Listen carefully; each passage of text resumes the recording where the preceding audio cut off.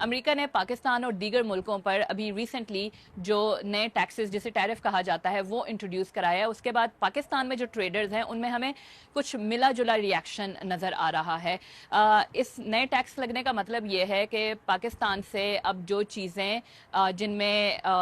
کپڑے، جوتے، کھیلوں کا سامان اور دیگر کئی اشیاء شامل ہیں وہ امریکہ جو ایکسپورٹ ہوں گی تو وہاں جو بائر ہے اس کے لیے وہ زیادہ مہنگی ہو جائیں گی، کیونکہ اب ان چیزوں پر 29% مزید ٹیکس لگے گا. پاکستان کے علاوہ انڈیا پر 26% ٹیرف لگایا گیا ہے، بنگلہ دیش پر 37%، اور اسی طرح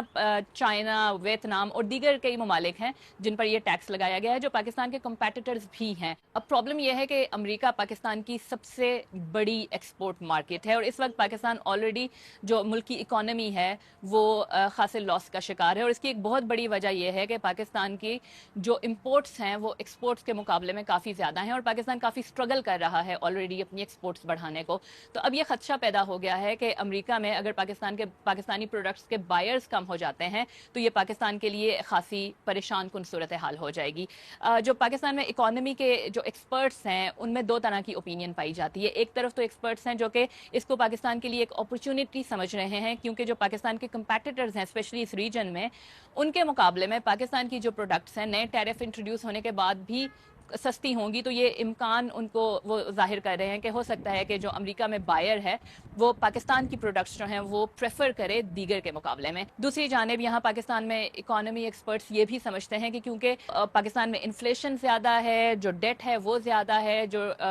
ٹریڈ میں لاس ہے وہ بہت زیادہ ہے، امپورٹس اینڈ ایکسپورٹس کا ڈفرنس بہت زیادہ ہے، یہ چیزیں مہنگی ہونے سے پاکستان کے جو بائرز ہیں امریکہ میں وہ کم بھی ہو سکتے ہیں. ایک اور جو خدشہ بڑا ظاہر کیا جا رہا ہے وہ یہ ظاہر کیا جا رہا ہے کہ دیگر ممالک جن میں بنگلہ دیش شامل ہے، ویتنام شامل ہے، یہ اپنی مصنوعات، اپنی پروڈکٹس پاکستان میں ڈمپ کرنا شروع کر سکتے ہیں. تو اس لیے جو پاکستان کی حکومت ہے ان کو